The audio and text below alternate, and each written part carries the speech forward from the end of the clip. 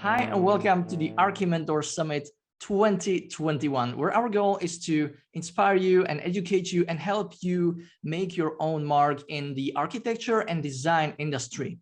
My name is David Drezel. I'm the founder of Sketch Like an Architect, and I'm your host and organizer for this whole virtual summit. And today we'll be talking about something so much relevant.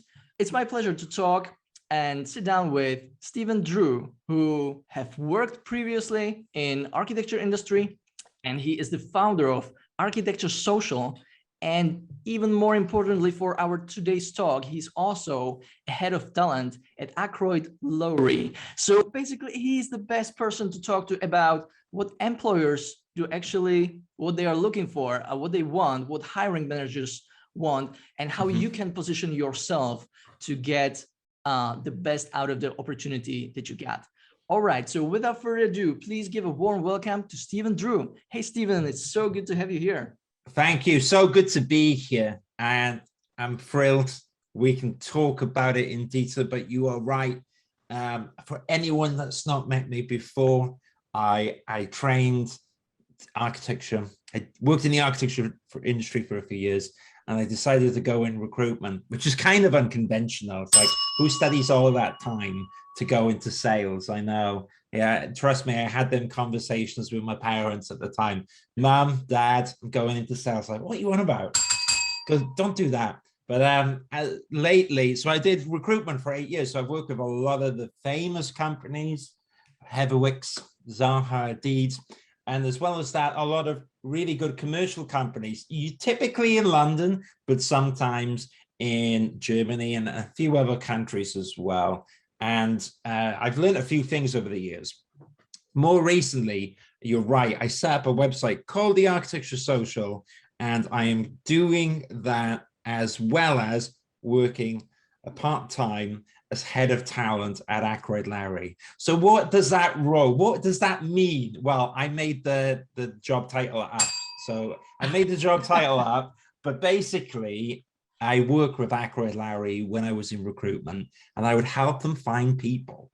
And so I do it every week, 2-3 days a week. I go in, I go to the board meetings with Ackroyd Lowry, and I'm in charge of finding people and also retaining, keeping a hold of the current staff. So basically going out there when there's a job vacancy and finding the right person, but also managing the existing staff, making sure they're okay. And if there's anything there that needs to be talked about, basically having that sometimes difficult conversation just to make sure that everyone's happy.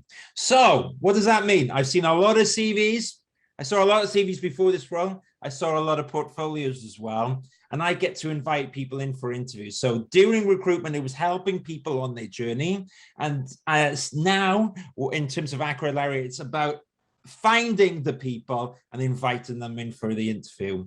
And to the point of this conversation, I will be an open book, but I'm more than happy to share some of the secrets I've seen in terms of what really helps people get that interview, grabs my attention, and then how do they go for the interview and get the job. And there's a few patterns that I've noticed, David, that the successful people do. That is absolutely amazing teaser to what we're going to talk about in the next, let's say 40-45 minutes. Ooh. And you jumped in front of me with the description of what a head of talent actually is. I meant to ask you because I guess most architecture studios don't have that position. Is that correct? Or yes. I've seen 1 or 2 companies that did it. And then when I took the job, I named my job description. But basically, you're right, most companies do not. And I think that's a really good point to talk about, because every company is different. So what you'll find is a company like Heavywicks Studios, which is famous, they're probably going to get a lot of applications. So they probably have a system in place, and you might send your application to a specific email. You might write what you're looking for, the job description, why you are relevant.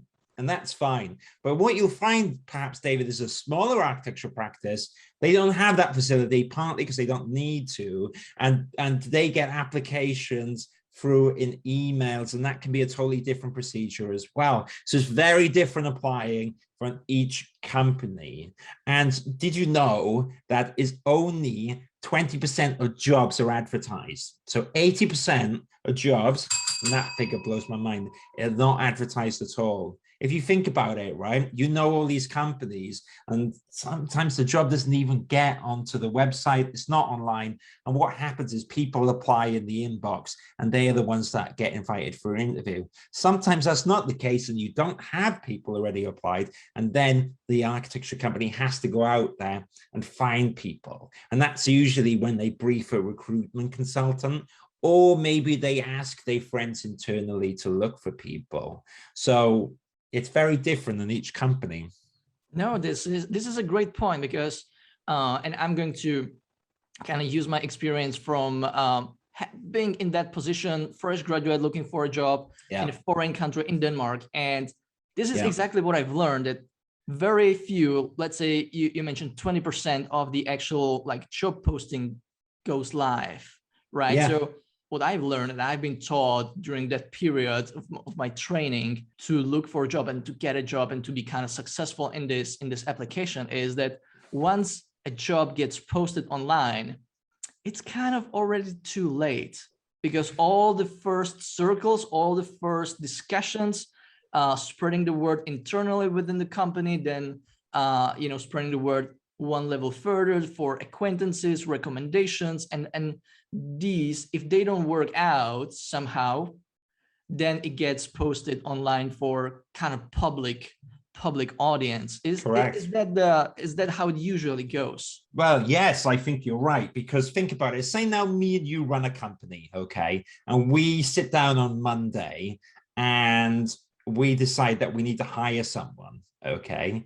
The first thing that me and you are going to do probably is look at our existing inbox to see if there's anyone there that will do the job. Because why should we post a job if there are already people applying? Right? It's true. You want everyone uses their existing network of connections first before then advertising, because that would save time.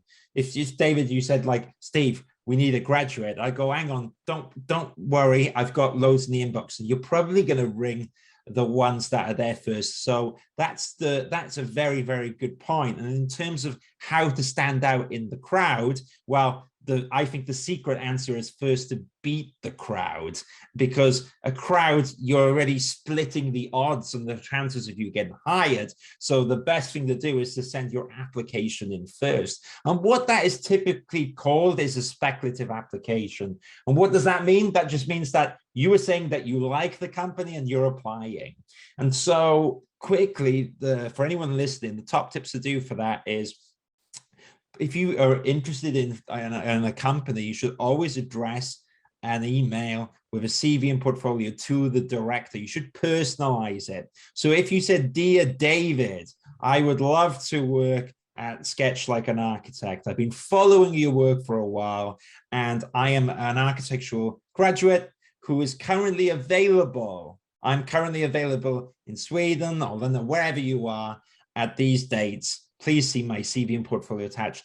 And if that's come through to your inbox, that person has made it personalized, and they've made it very easy for you to understand who they are, where they are, and it's gone right through to your inbox. So that is my top tip, to personalize it and beat the crowd. So if you're always interested in a practice, you should do that, because as you said earlier, and I don't know about you, David, but the easiest way for people to find jobs in the UK is everyone goes, I'll go on Design. You know, everyone goes to Design jobs.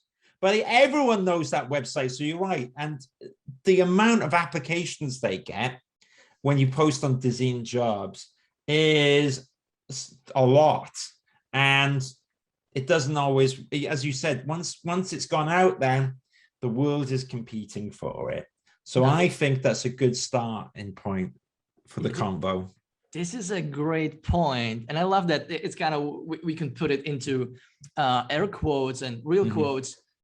If you want to stand out from the crowd, you got to beat the crowd. You play your own game, not the crowd's game, right?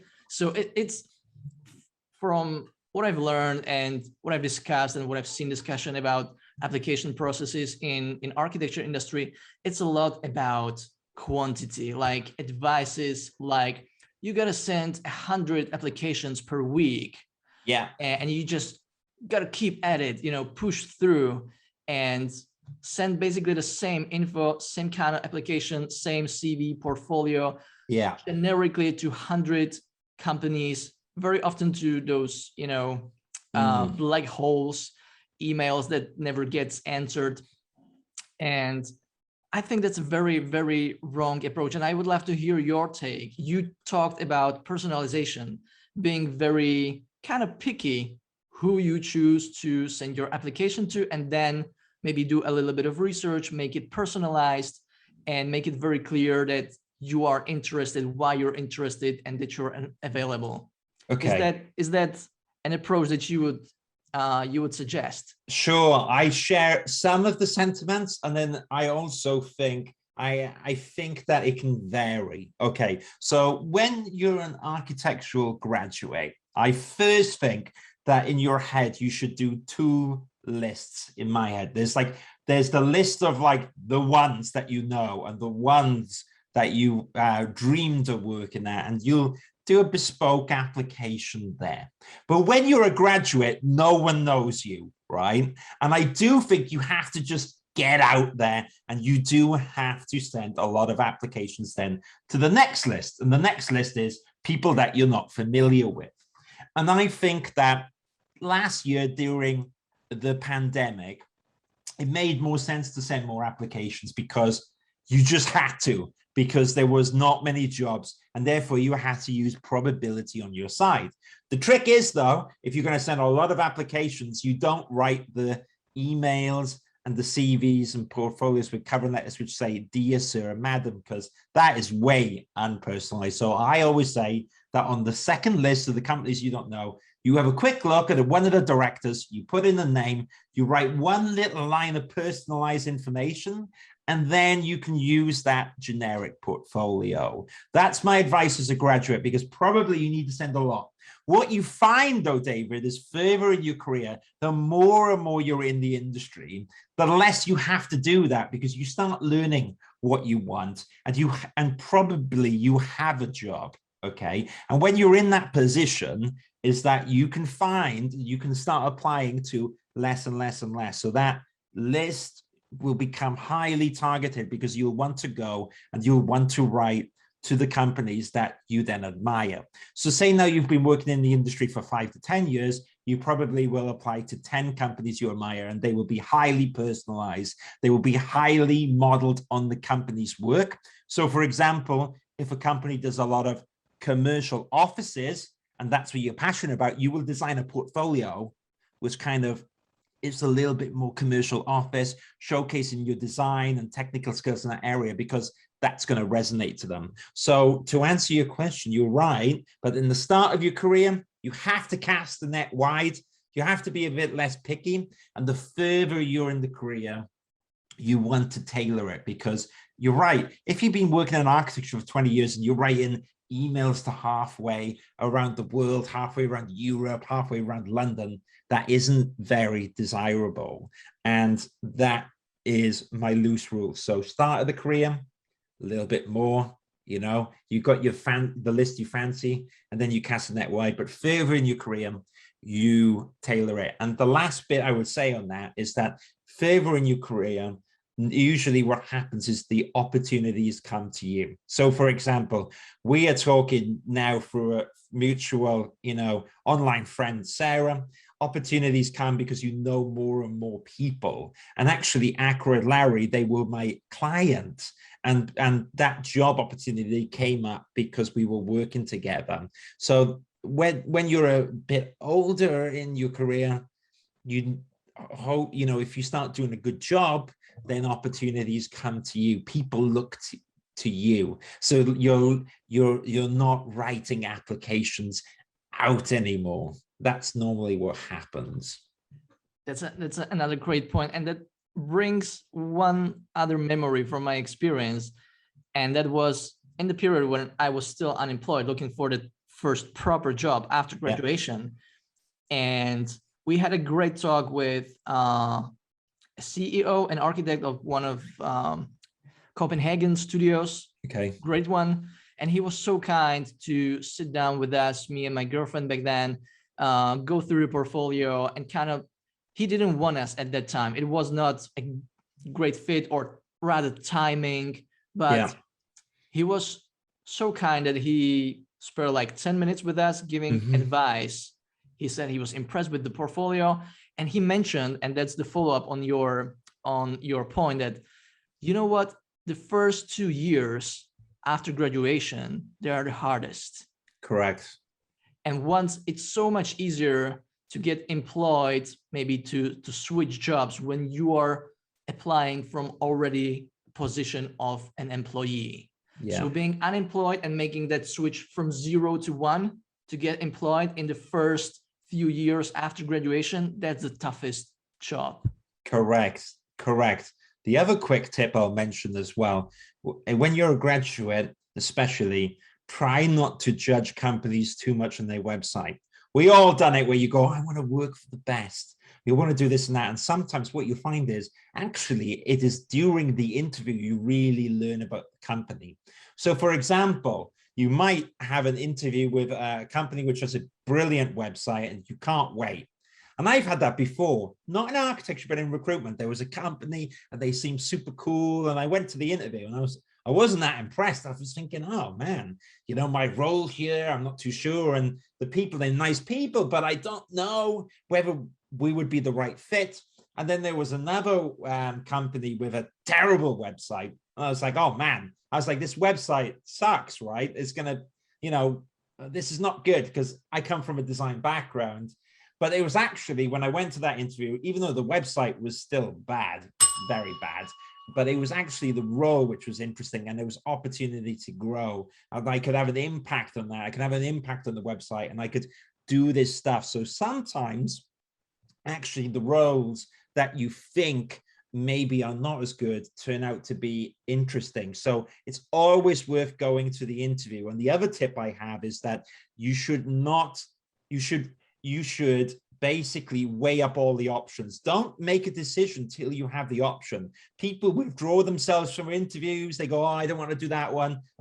I'm not sure about that company. You should always go to the interview. And as well as that, at the very least, even if you don't like the company or it doesn't go well, the interview is practice. And remember, the CV and portfolio is the mechanism. It's like the vehicle. It's like how to get the interview. But when you're in the interview, it's good to have practice, and going to the interviews where you're not so sure of helps you develop that skill of talking. So it's really important to go to every interview and be particular and picky when you have the offers in.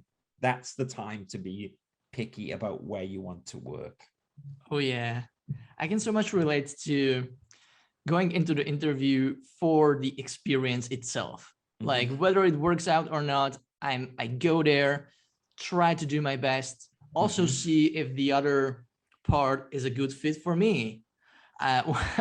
Once I had such a terrible interview where I was really looking for a job. I don't want to say I was desperate, but I was very frustrated with the long process, right? And I've heard, no, we don't need you. I've heard it 100 times. And then I went for this interview and it was terrible. And the CEO, the business owner who interviewed me, he was basically complaining about his situation and his company and why his own employees are leaving him for bigger names. And that's, and he positioned himself so badly on top of really just looking for some different fit that I was at that moment, or just he wanted me for one specific particular skill that was architecture visualization, and he already like put a lot of pressure during that interview on me to describe the role, and also complained so much about it. So that was I was kind of desperate for a job, but I knew I didn't want to work there. So it's people also sometimes go and ask me for advice, and I'm trying to just distill a takeaway from this experience, that it's got to be a dialogue, a fit for both sides, not only the company looking for you and seeing a good match in the skills and training and experience and whatsoever, but also you as an applicant need to see the fit, that okay, this is going to be a good environment for me. Absolutely. If you and you learned a lot, and that informed your decision. And I bet you were so grateful that you went, because then, you know, perhaps one or two of the other interviews you went to, you're like, oh my gosh, they were really nice. That really helps me with my decision process. And I do think that the other tip I would add here as well on that vein is that it's really good, if you can, to try and go to the office. Now, I know we still are in the pandemic, and it is helpful to go on Zoom interviews, but why it's handy to go meet people in person is because, as you said, David, you get to see the office, you get to see what the culture is like. And I think that when you're there in person, as you said, it's a two-way thing. Think of it like buying a car. You lift up the bonnet, you look at the engine, you really see what happens there. And I think that kind of tour around the office is really useful. I remember years ago in recruitment, there was a famous architectural practice, and I managed to get someone an interview there. And the interview was at 7 o'clock and it finished at 8 o'clock, which is very late. But there were still people in the office, and this person said, who got the job offer, who's like, I'm not going to work there. And I was like, I really understand, but I'd love to hear why. And it was because he saw that people were still in the office that it had informed his decision. And I think that makes complete sense, because, you know, if you want to go to an architecture practice where you work in long hours, and that's your decision. And I respect that if you want to do it. But perhaps if you have a family, that's not going to work. You know, if you've got a kid and a husband or a wife, you probably don't want to be in the office all the time. So going there, seeing the office is a massive advantage, and one of the best tips I currently say to everyone. Try and avoid the Zoom, offer to go in person. And it also looks impressive. I mean, because sometimes most people on Zoom, meeting in person really helps. And also what I've learned through interviewing people, the Zoom interviews can be good, but if someone comes in person, there's like this extra like realness that comes across, and that can really help make the difference. So that is probably a very relevant tip at the moment. Try and go and meet them in person. It will look very good. Love that. 100% agree. It's just different energy, and you can also sense a lot of it from the other side. And we are still humans. We kind of seek that humanly connection. On a more general level, from your experience, many years, you know what the employers actually want, what they are looking for in terms of skill. Can you talk about that? What is it that, how should I position myself? Let's say, let's run a quick scenario here. I'm a fresh graduate again. I'm looking for a job. Yeah. How should I think about presenting myself, positioning myself when it comes to my skills to potential employers? What is it that they actually want to see from me? Okay, good question. So first thing we have to do is think about, what is a job in a company, right? Because we always forget that. And my definition, working in an architecture practice, is the job is an opening when we need someone for a certain skill set to help the business make money. So what do I mean by that? Okay, so you have, in architecture, projects come in the simplest forms, people need to work on them. And you'll typically have an associate, the director, whatever, and you have the architect team leaders. And below that, you have graduates, okay? And these people work on a team to get the project done, okay? To make a profit. We have to remember that. So when you're thinking that, if I'm a graduate, we have to think about, what is the graduate's role in the company? Okay, and what are they going to find really interesting, really compelling? Okay, and typically in architecture, it's 2 or 3 things. Okay, there's the personality of you. Okay, everyone wants to like who they're working with, sure, but in the interview you can be, you know, charming, you can do that part, you can be professional, and you can be likable. But the other two bits is experience and skills, software skills, personal skills, all that stuff, technical drawing skills. Okay, it's the three things. It's your personality, it's your experience in the job, and what you can offer in terms of raw skills, and that would typically is software. So if you're a graduate, you have less experience in industry, so we need to then, because you don't have that, and that's fine because everyone starts in that position, you really need to sell the software skills you have. So for example, you might want to show your Revit drawings, your technical details, and a little bit of hand drawing, any 3D visualizations, because those are skills that a company can plug into their current system. Okay, so for example, if I'm running an architecture practice and we use ArchiCAD, and the graduate applies with ArchiCAD, that's good, because I'm looking for that, right? You know, and that's what you want. So that, you know, anyone with ArchiCAD at ArchAdemia, because at ArchAdemia we use ArchiCAD, is immediately gonna get a little bit of a bump up, because I'm going, that's what we use.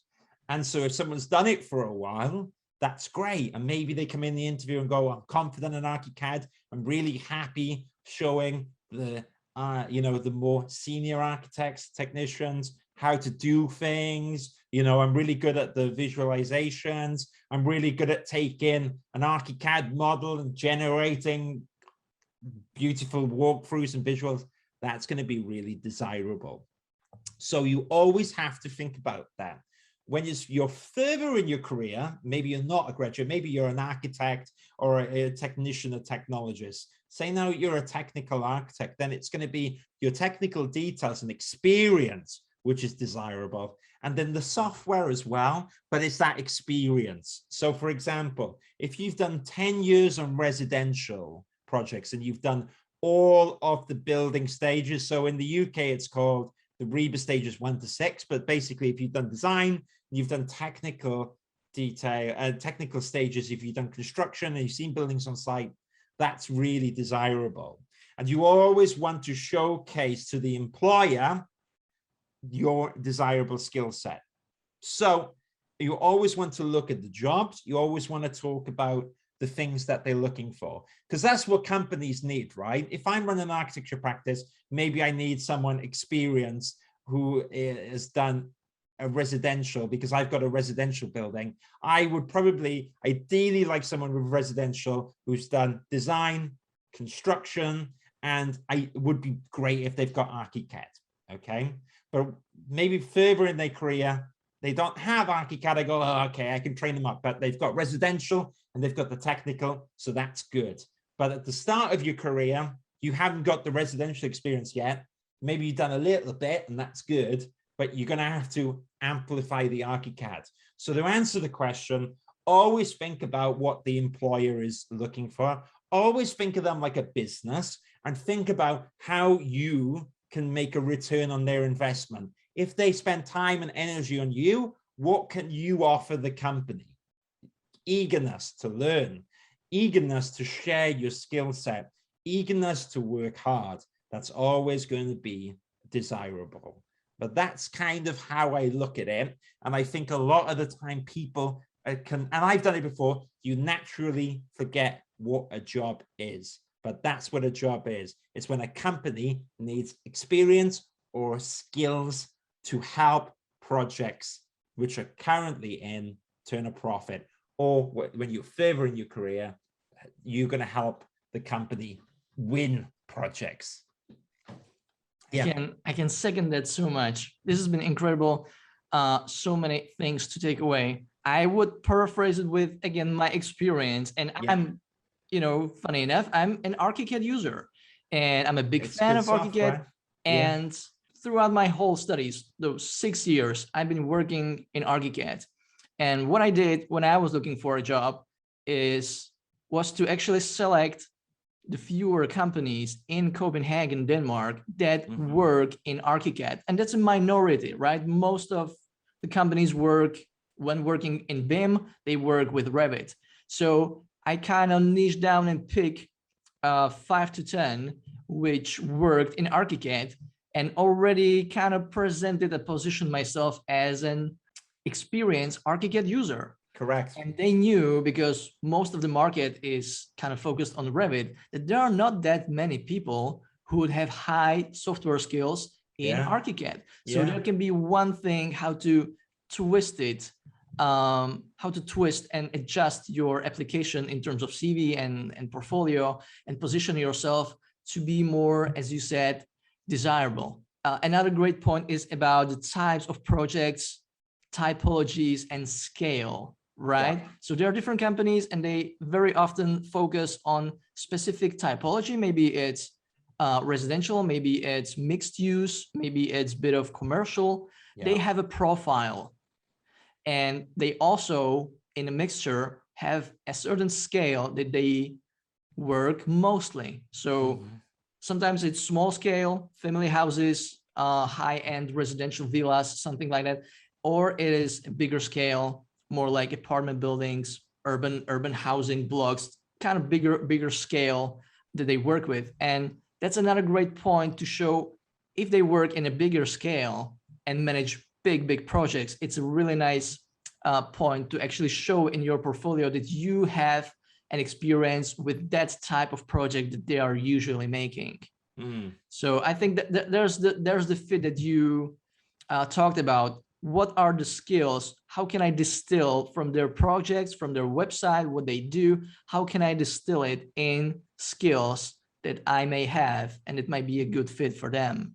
Exactly. I think that's so important. And I think that the other, and we can talk now a bit if you want about CV and portfolios, but always be literal with the skills. It's much more powerful saying that I have worked 3 years in ArchiCAD, 1 year in industry, 2 years in academia, than just saying I use BIM. Okay, it's always good to quantify these things. And I always I find it interesting sometimes when you look at people's personal statements in the emails and sometimes cover letters at the start of the CVs, where they will say, I've studied architecture and I'm a super hardworking person and I'm really passionate about sustainability. And, you know, I've spent the last 2 years on my dissertation looking at the, I don't know, capitalistic views or whatever. And that's nice, but that's not useful. Okay. What is useful is saying, hi, my name's Stephen Drew. I am an architectural assistant with 2 years experience in industry, and I have a degree and a diploma with a 2-1 in architecture from Westminster and Manchester. I am a MicroStation user. I've done it for the last 3 years, and I've started learning Revit for the last 6 months. I am currently looking for a job in the London area. I have 1 week's notice, and I am available to interview immediately. Okay, you see the massive difference there. One was like, oh, the meaning, the life, and one was more like, this is who I am, this is how, if you put me in your business, I can help you, because I've got 2 years experience in industry and I know MicroStation and I'm available immediately, and you can ring me at this number. And it's much more about what people are looking for, because they can then understand who you are, where you are, what you are, and when they can interview you. And those are the key things. So you always have to bring it back to the job. How can you convey all that information to the employer? So then that is one of the most important things in the CV and portfolio, is getting that information across and not waffling about your thoughts and feelings, because you could do that in person when you're there, but they're going to hire you based on fact. So people buy, and we all do it, we buy with emotion based by fact. Yeah. And, awesome. And yeah, it's important. Few really quick, like, rapid fire questions come to my mind, and that is, sure, are you the person who reviews CVs? Yes. Okay. A photo or no photo? risky. If in doubt, no photo. Okay. You know why? And I'll tell you, Yeah. because sometimes people, we all do, we have unconscious biases. Sure. Okay. And with a picture, it can look great, but sometimes people can read something else in them, so it's risky. All right. That's good to note. How long do you actually spend reviewing a CV? Me? And I'm asking, like, do you skim through in 30 seconds? 20. 20. That's all I got. And I look for key things. Now, someone might spend 2 or 3 minutes on there, but I don't think that if you think that most businesses are busy, it's 20 seconds. Now, I'm trained over the years that I know what I'm looking for, but also I have a very short attention span. But what I will say, it's like a website, okay? I will look for 20 seconds, and if I don't feel something, it goes over there. But if I feel something, I stay longer. I then read it for 5 minutes. I'm going through it. I'm excited. And I spend a long time. And we all do that. And if you think you don't, you're wrong. Because what happens when you go to a website? If a website is rubbish, you've got 10 seconds, the person goes, don't know where I'm going. It looks a bit shit. And you go. And we do that with CVs. So realistically, you've got 10 to 20 seconds to impress. That's a super important note. So you want to be really practical with the information you're providing in the CV. Yeah. You want them to see the right kind of information. And on that note, format of the CV, and I know you're based in the UK. Yeah. I have some very different experience from Denmark compared to the Czech Republic, where I'm based now. Yeah. How many pages for a fresh graduate, for let's say up to senior architect, does it differ, or should it be always one pager, or what's the practice in the UK, and what's your general practice? Good question. So loose rule of thumb.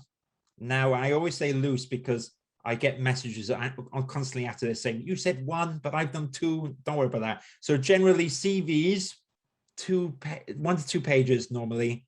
If you've done architecture for a long time, maybe 3 pages, but aim for 1 to 2. I think 2 is a good number. That's the CV. Portfolios, when you're sending an application in an email, it can be anywhere between 5 to 15 sheets. You don't want to go over 15. Remember, when you're sending a portfolio on an email, it's like sending the best hits. You don't want to send, like the Beatles. I love the Beatles. I love loads of songs. But you don't send everyone every album. It's like, oh my gosh, I don't know where to look. You pick the best hits. So in an email, 2 sheets in the CV, and then in the portfolio, 5 to 15 sheets, and you always put your most recent work at the front. I find that I'm always amazed when you get a portfolio and people talk about the project they did in their first year studying architecture, which is probably going to be the weakest because you're just learning it. You go in with your strongest work, and you always put industry experience before academia, because that's what I would hire someone on. If they've already worked in an architecture practice, I want to see that work. Then the academia work. You don't put the academia work at the front as well. Wow, that's some pointers everyone should take note on. We've talked about a lot of the things that we as applicants and graduates and architects looking for new job, new opportunities can really control. What about some of the aspects of the hiring process and application process that we cannot really control? And I mean things like the right timing for the company. Maybe the company has fewer projects at the moment, or seasonality of the year, which again is something I learned from my own experience, that usually before Christmas, in November, in December, everybody's so busy finalizing all the work before the end of the year. So they don't really have time to look at maybe unsolicited, or as you said, speculative applications. Yeah. So can you talk about these kind of things which are a bit more abstract, a bit more fluid, like what is the right timing, what's to keep in mind, what is the right season during the year, if any. Do you have any points on that? Yeah, sure. So sometimes I hear people go, oh, I want it. So say now it's today. What day is it today? It's like, was Tuesday. Let's pretend it was Friday or Thursday. People go like, oh, I won't send my application today. I'll send it Monday morning. Okay. Don't do that. Just as soon as you have the CV ready to go, send it. Okay. Just send it, because sometimes by waiting, there's no point. And I think that you hit the nail on the head. There's some things out of your control. Okay. So you have to plan around that, but keep on going. Okay. It's probably not the best time to look for a job 2 weeks before Christmas, because everyone's gone. So start looking in November or start looking in January. As you said, you can't control that. You can't control how people are. You can't control whether or not someone really looks at your application. But what you can control is stuff like where you send the email to and calling up the company. Most people, I bet here, have never called up a company after you send the application. So, and you know, you can. So I think that once you send an application, you can call them up a few days after. You just say, hey, it's Stephen Drew here. I sent an application last week. There's no rush. I'm calling to check you got the application. And they can go, oh yeah, we've got it. And you go, great. If there's an update, I'd love to hear it. I can wait for you. So always chasing up on things is good. But make sure that you send the email to the person that's going to be most useful. So for example, if you send an email to info@acradlowry.com, they get loads of spam. But if you send it to me and you address it to me, you're more likely to get an answer. And so that is within your control. So don't worry about timing too much. Perhaps avoid stuff like December, like before Christmas, but send the applications to the right person and do not be afraid to follow up. As long as you are nice and professional and you're not pushy, it's okay.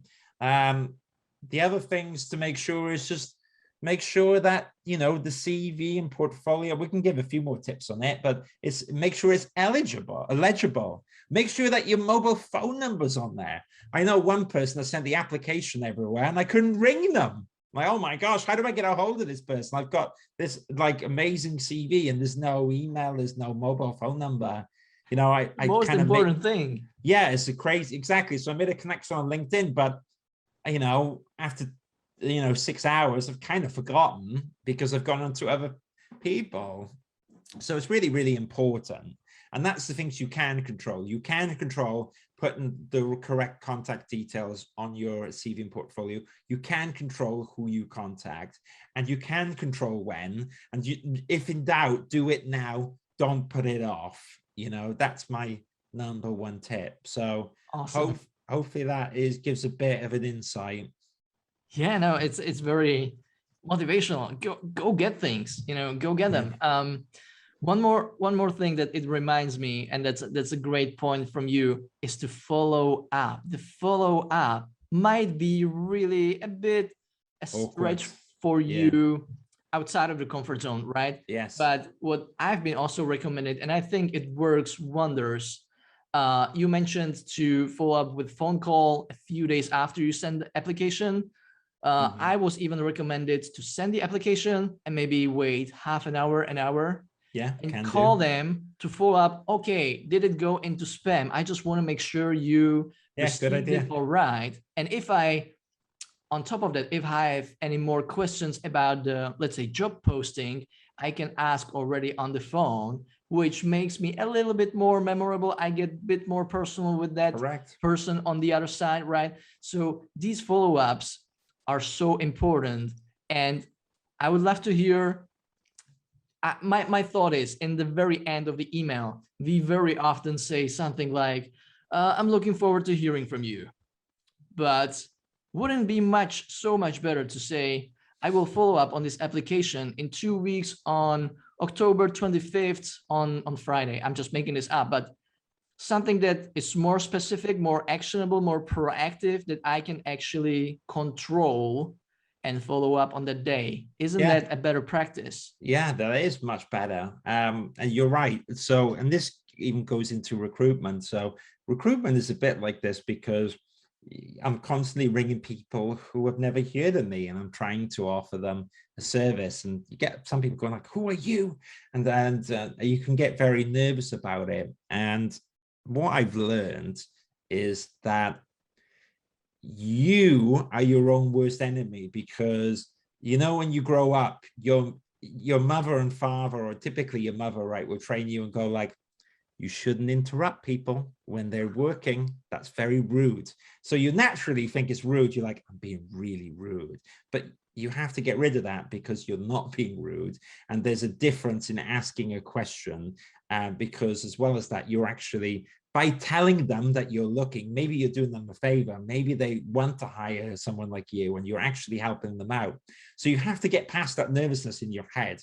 And so actually you saying, I'm going to follow up in a few days is quite nice. Or the real other one, which is, so I'm taking your idea and going up another level, is that you could write the CV and application, and I could address it to you, David, and go, hi, I'm Stephen Drew. I'm a Part 2 architectural assistant available in London. Da, da, da, da, da. Instead of saying, I look forward to hearing from you, and then just full stop, you could say something like, I'm available to interview in London at the moment. Are you free to meet in person this week? ? Now that's pretty ballsy, but also it's not rude, really, is it? You're saying to them a question mark. And what happens to people when you ask them a question? They have, again, their mother in their head going, David, that person asked a question. You can't be rude. You need to answer. So you can actually use the trick in your advantage. And I think it's really, really important. So I found that by asking questions, it works. But the other trick as well is not to waffle. Okay, so if you write lots of things in the email, oh, that's too exhausting. I haven't got time for this. So what do people do? They ignore you, because they're like, can't deal with that. But if you write 1 or 2 sentences to the point, sincere, not too pushy, but also saying who you are, asking a question, you're much more likely to get an answer. And what you'll find, sometimes they'll say, thank you for the thing, no role right now, but keep in touch. And that's great, because you got an update. And updates are important. And actually no's, when you hear a no from a company, it's not the end of the world. And actually it's better, because you go, great, now I know, I spend my time on these companies. So rejection is part of the process. But to answer your question at the start, you're right. Answering a question in the email is really, really powerful, because 99% of people do not do it. Yeah, that's a nice level up from, yeah, we're looking forward to hearing from you, and I will follow up. And are you free this or next week? Yeah. Can I come in to show you my up. portfolio in person? I'm free next Wednesday. Oh, no, but maybe you start with, I am free Tuesday, Wednesday, Thursday next week. Is there a time I can come in to show you my portfolio in person? ? That's powerful. That's a question. If the person doesn't answer that, they're going to feel very rude. So that's powerful. Yeah, and that shows the proactive approach, right? That's very proactive is the right word for it. Yes. All right. Before we wrap things up, any final quick tips on CV and portfolio that we haven't mentioned yet? Basic stuff. Get the basics right. Make sure the contact details there we did cover. Make sure that you have a font which is easy to read. Make sure, test that the PDF works. Other tips, load it up on your phone, load it up on your laptop, see what it looks like. Other crazy thing to check, but is worth doing, is if it prints well, if it prints okay on grayscale, if it prints okay on color, because you always want to think about the scenarios which are out of your control. Maybe it's printed by a receptionist who doesn't care about architecture, printing it out, and you need to make sure that the font works. You need to make sure that the file size is not too big, but not too small. You don't want the pixels, you don't want the images all pixelated, but at the same time, you don't want to be that guy or lady that shoves in these big drawings, which have this clunky file, you know. And the other thing is, don't use WeTransfer links, don't send Dropboxes, because I am not going to open them. Unfortunately or fortunately, PDF is kind of the industry standard on these things as well. Other thing is, make sure, and everyone forgets about this, they spend all the time in the email, all the time in the CV portfolio, but what is the title of the email? And it should be, I think, your name, but then you say clearly what you are. So you say part to architectural assistant or architectural graduate, currently available, looking for employment, or currently available, something like that, but to the point. Yeah. And as well, I guess last thing, always make sure that the CV and portfolio PDFs are labeled correctly. No one wants to see David's final CV 2021. Do you know what I mean? Yeah, you know, and make sure you put your full name in there, because then the company knows what your file is. And I think that's really important. So you would do Stephen Drew CV.pdf, Stephen Drew portfolio.pdf. Make it easy. And there's a last thing for it. In the application process, the more you can make it easy for the person to find the information they're looking for, the higher the chances are that they invite you for an interview. When it becomes difficult, then the chances are less. And just because you find it easy doesn't mean another person will. So it's always good to test on other people, because you will be surprised on what happens. People go, oh, it doesn't work on my iPhone. Okay, that's a problem, you know, because maybe the employer is looking at your CV in a taxi on their iPhone. But doing that, preparing all these eventualities works. And last thing, try to have a bit of fun with it, because yes, it's stressful, but it is a skill, and the more you do it, the better you get. And it is a life skill, and it is important, and it is worth learning. So it's going to be difficult, but like everything in life, the more you practice these things, the better you get. Love that. So many golden nuggets to take away from this. As one of the very last things I want to ask you is, if you could tell us a little bit more about your, how to call it, passion project, your new platform, something where you scratched your itch, you solved a problem that really appeared very, very obvious, especially during the pandemic, and that is your platform, let's say networking platform, Architecture Social. Can you tell us more? Sure. So the Architecture Social, so if you liked anything we talked about today, you can check out the architecturesocial.com. So my goal is to make this really useful place, or this platform, for job seekers and employers. So right now there's a forum, and people can talk on there, and that was really interesting. That was really popular during the pandemic. But what I've been working on as well is a directory where people, like job seekers, can look for companies. And I think that's really, really a useful tool. And that's completely for free on the architecturesocial.com. But I think what's going to be really interesting for everyone here is that I've been working on the resources section.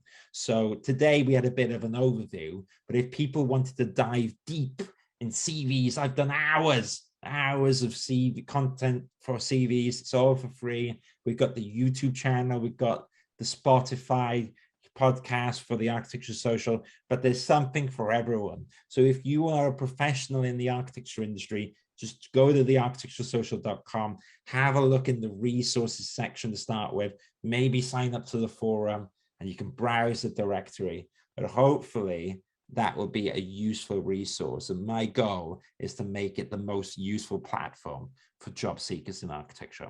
So that's www.architecturesocial.com. Go have a look, and you can contact me there. Drop me a note as well. Awesome. I can only recommend it. I'm there. Stephen is there. I have a lot of online friends, so to speak, who are there as well. It's a buzzing community and networking place, and so much more. So once again, architecturesocial.com. As always, you can find the links under or next to this video below. And one very last question, kind of usual question for our speakers. What is the best way how to reach you online? Where can we find you online? What is the best medium for you to get in touch with you? Sure. So, I mean, if you reach out in the Architecture Social community, that's got a very good chance of catching me, because that's my community, right? So I should be active there. And you can reach out to me on LinkedIn, and you can drop me a message as well. You know, I am on Instagram and this stuff, but what I would say is there's lots of platforms out there. Send me a message, and in the true form of what we talked about today, if I don't reply straight away, it's probably because I'm busy, but use some of the techniques that we talked about here and just drop me a note, drop me a question. And I think you're practicing that skill set in life. And I usually will reply. And if someone is tenacious enough to drop a nice message again, you're probably going to grab my attention. So drop me a note, and if I don't reply, follow up on it. Practice that technique. Awesome. Cool. As always, I always encourage you to reach out, also to leave your main takeaway. Number one takeaway from this conversation. We've covered so many points about hiring, CVs, portfolios, writing emails that catches and grabs attention, and so much more. So let us know what your current situation is, if it's actually relevant for you right now, and what's your key takeaway, and maybe what are your next steps that you're going to execute in order to get a first or second or third or just another job. So let us know in the chat below under this video, also in our private Facebook group, which is basically a virtual gathering of all the attendees and the speakers of this conference. And we'll be looking forward to hearing from you.